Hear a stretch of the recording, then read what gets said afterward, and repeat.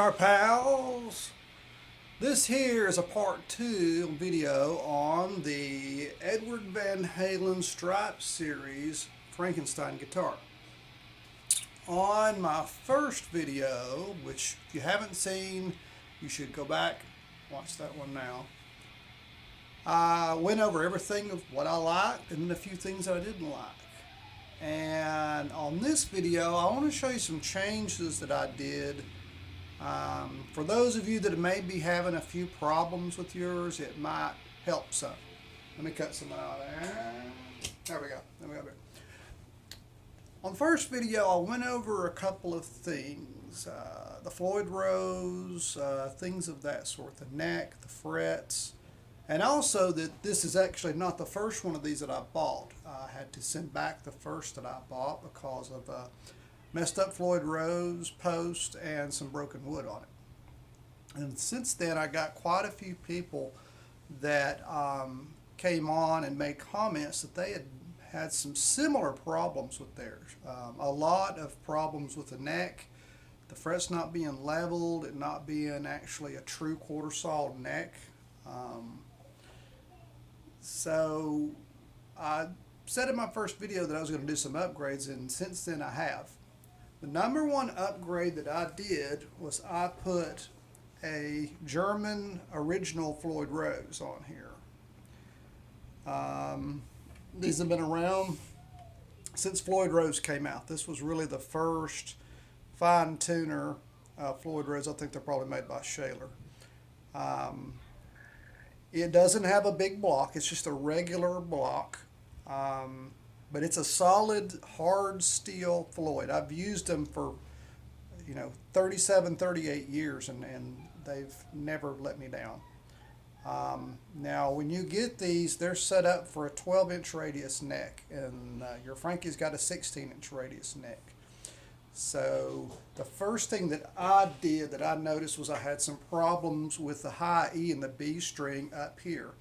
So I took a Coke can, an aluminum Coke can, and I cut it, flattened it out, and I made some very tiny shims, and I put them in right here at the nut. I know you cannot see it, but I slid them right under this part where this actually goes up. When I change out a Floyd, I take this part off, I take everything, I put, all the parts that come with the German to make sure I've got the good original parts, because even this part of the locking system and this piece right here is made out of a better metal. It's got better claws right here. It's just better all the way around. But it's a tiny bit different, so I had to do a little bit of a shim job on one side of it. Now that may be because from the factory, the guitar itself, the neck was not cut straight across. That's a possibility. Another thing that I do is I make sure that my Floyd Rose is level. In other words, I adjust my springs on the back to where the Floyd Rose is level across the body. In other words, there's no slant this way or this way. It's just straight. It's like that on both sides. Now, a lot of people don't like to do that because it makes the Floyd Rose float. And you can cause it to go sharp or flat if you rest your palm of your hand on it. Okay, I'm all about that, and on a lot of my guitars I've just gotten used to it. On this one, partially for aesthetics and historical, but to prevent any of that rock, since this guitar is not 100% stable, I actually had one of these in a drawer, a 1971 quarter, as you can see right here. But instead of accurately moving it a little bit outside the Floyd Rose, I actually put it right under the corner of the Floyd Rose. You can see it right there. So if you got one of these and you've been thinking about putting the quarter, I set the quarter down on a block of wood. I drilled a little bitty hole in it. I did a pre-drill on the body after spacing exactly where I wanted to put it, and as close as I could to historic, but still get it to do what I want it to do. So if you put your Floyd, or if you want to level out the Floyd that's on yours, which is a good idea, you can take that quarter and slide it under the corner like that, and it will keep the Floyd from rocking any. You may have to watch the position on it. If you're going to leave the detuner in here, that's fine because it's going to be at the other end of it.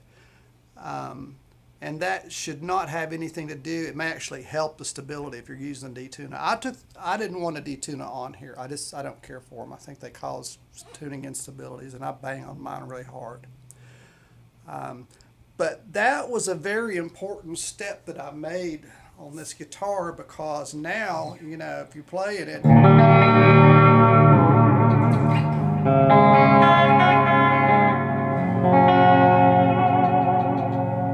the tuning is a whole lot better. Now I've got this one at E flat, so it's going to sound a little bit different because of that.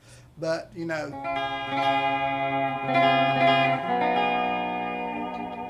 just got a whole lot better stability and tuning.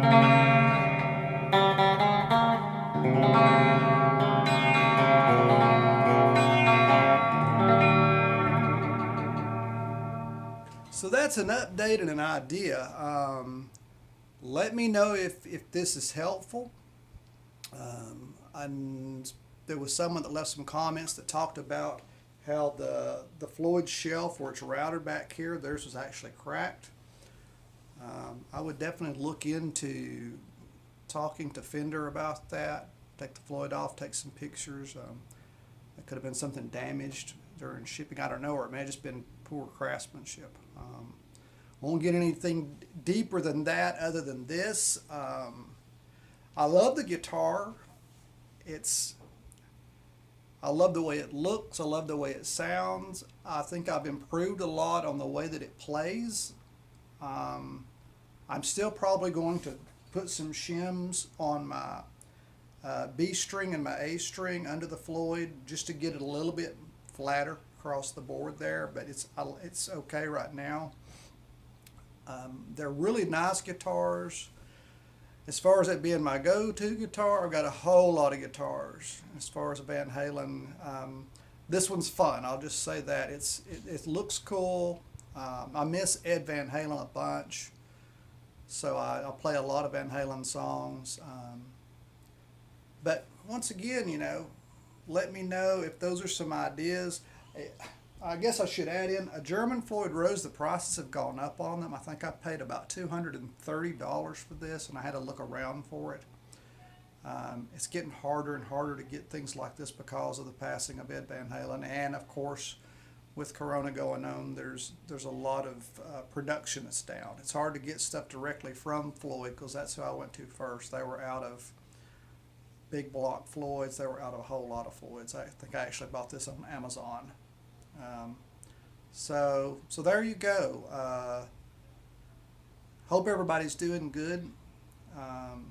Music's one of the best ways to kind of get your mind off of a lot of the crap that's going on right now. So I definitely would recommend, plug up and jam.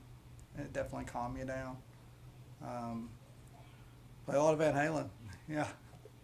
As I tell my wife, I hope our neighbors are Van Halen fans because they're getting to hear a lot of it right now. But y'all, peace out. Keep jamming. Like I say, leave me some comments if you've done something different. Let me know.